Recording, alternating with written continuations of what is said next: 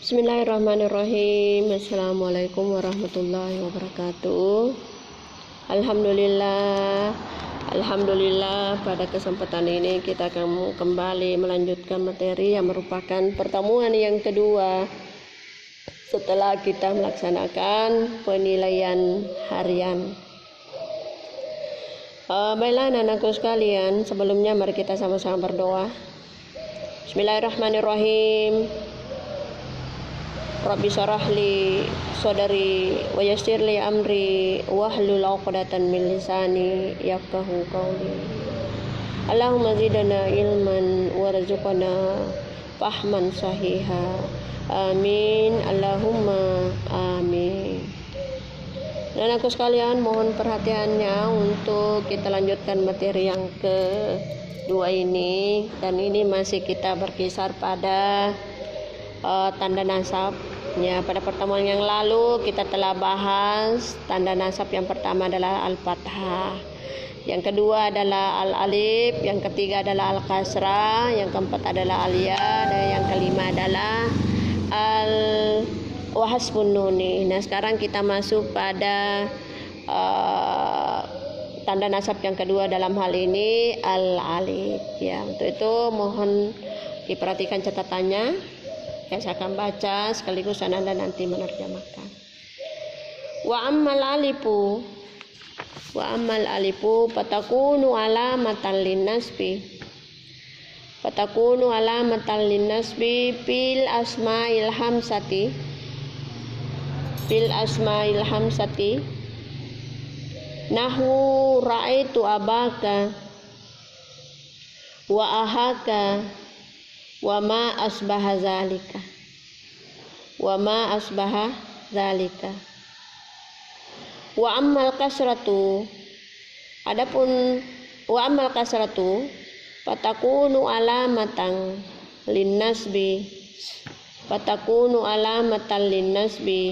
fi jam'il muannatsis salimi.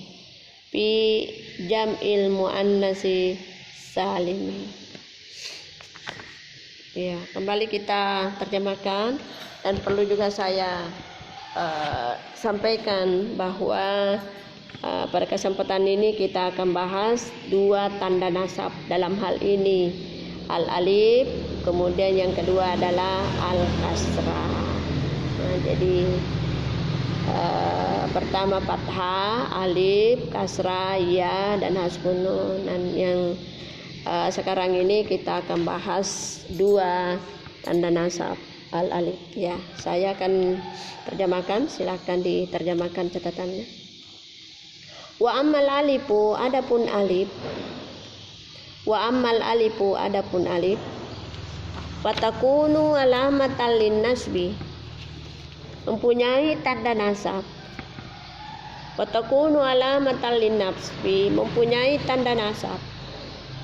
Fil asma'il hamsati, pada isim lima. Nahwu, contoh, ra'aitu abaka, ini merupakan contoh kalimat, saya melihat bapakmu. Ra'aitu abaka, saya melihat bapakmu. Wa ahaka, dan saudaramu. Wa ma asbaha zalika, dan yang serupa dengannya.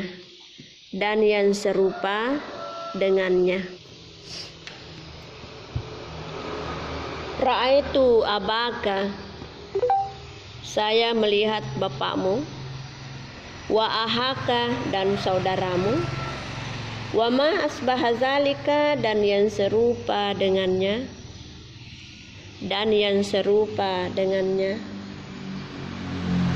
Wa ammal kasratu, adapun kasrah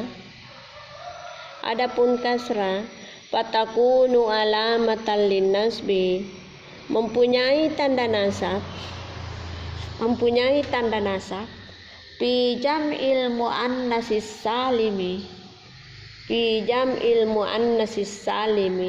pada jamak muannas salim. pada jama muannas salim. Ya. Selanjutnya saya akan jelaskan. Jadi untuk tanda nasab yang kedua ini adalah alif.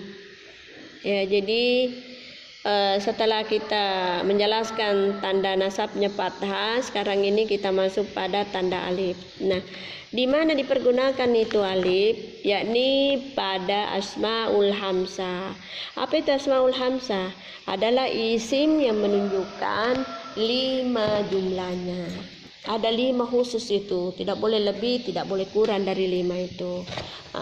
Saya kira saya sudah singgung juga pada tanda rafa yang kemarin itu, yakni abuka.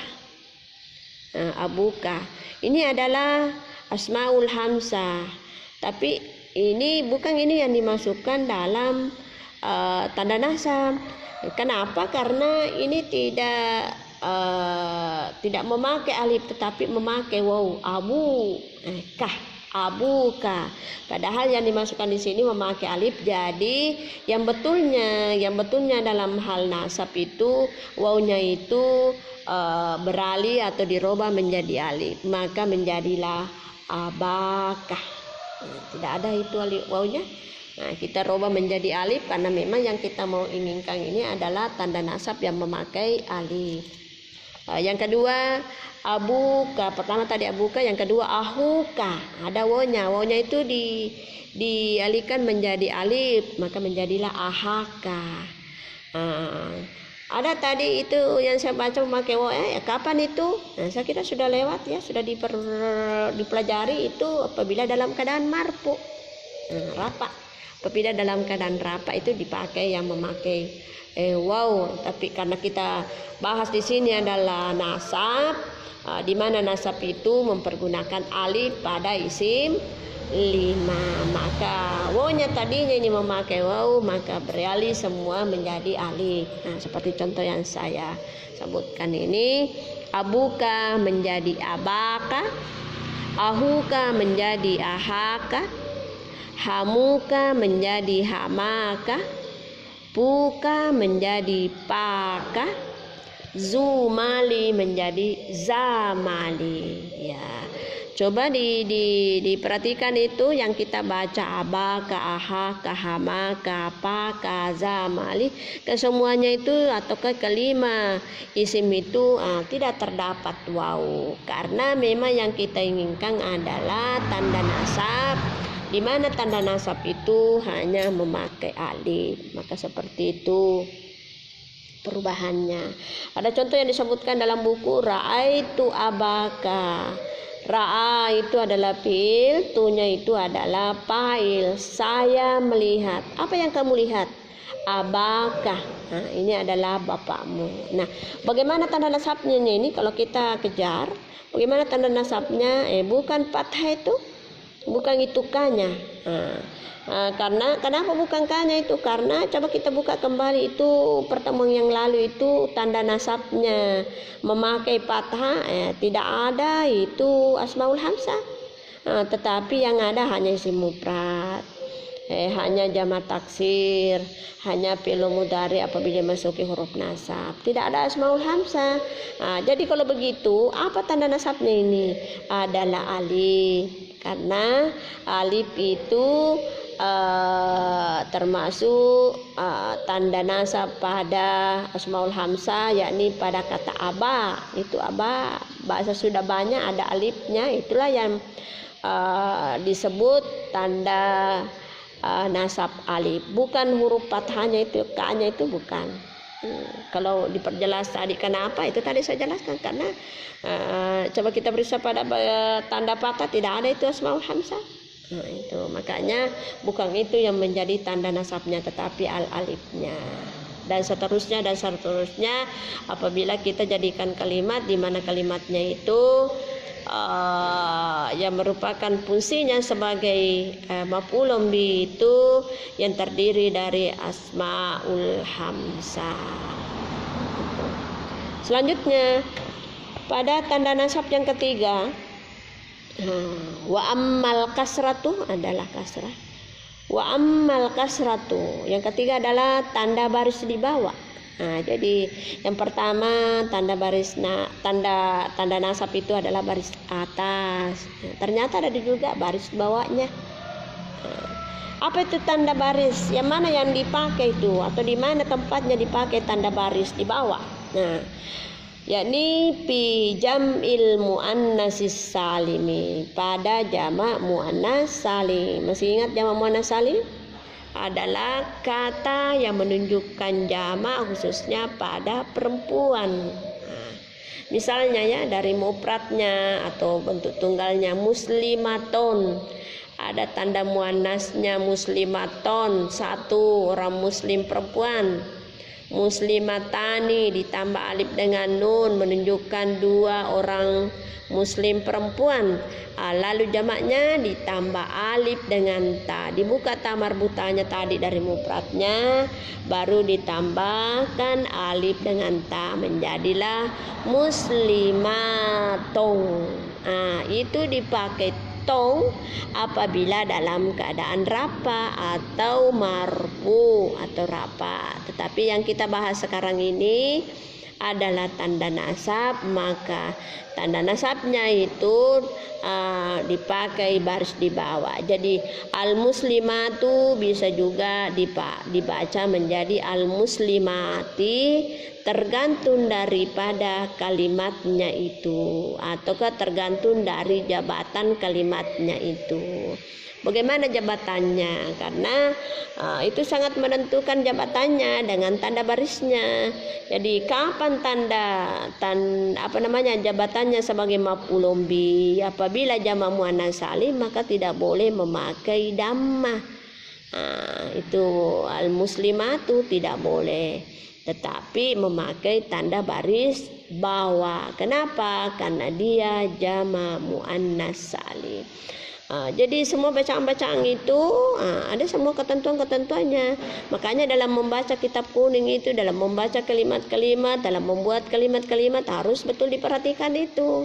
Kapan kita salah baca itu bisa salah makna juga. Jadi sangat penentu dalam menerjemahkan juga bacaan-bacaan dalam kitab kuning ataukah bacaan-bacaan dalam konteks kalimat, konteks bacaan-bacaan yang kita dapatkan. Yang jelas apabila Anda memperhatikan dari tanda-tanda baca yang telah kita jelaskan, insya Allah Anda bisa membaca, bisa membuat kalimat dengan baik dan benar.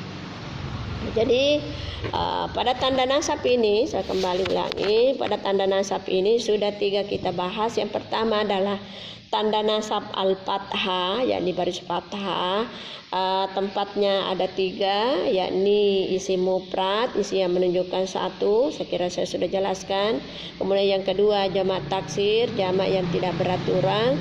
Kemudian yang ketiga fi'il mudhari apabila dimasuki huruf nasab. Itulah 3 yang meliputi pada tanda nasab fathah. Kemudian yang kedua adalah tanda nasab alif, hanya satu, yakni pada asmaul hamzah, sebagaimana juga tadi telah saya jelaskan, yakni abuka berubah menjadi abaka, ahuka menjadi ahaka, hamuka menjadi hamaka, apuka menjadi paka, zumali menjadi zamali. Itu apabila jabatannya sebagai maf'ulun bi dan yang lainnya dalam keadaan mansub, maka itu ya dia pakai alif. Kemudian tanda nasab yang ketiga adalah al-kasrah, yakni baris bawah.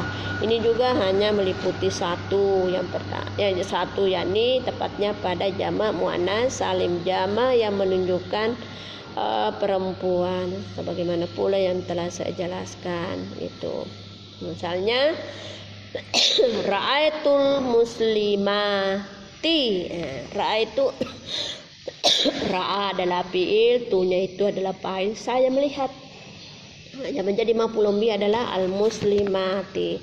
Maka tidak boleh kita katakan ra'aitul muslimatu. Kenapa? Karena ini jabatannya adalah maf'ulun bi. Maf'ulun bi itu dalam keadaan mansub. Mansubnya itu karena dia jamak muannats salim, maka wajib hukumnya memakai baris di bawah yang merupakan tanda nasab dari jamak muannas salim itu, di mana dia berkedudukan sebagai maf'ulun bi dalam kalimat yang saya bacakan tadi.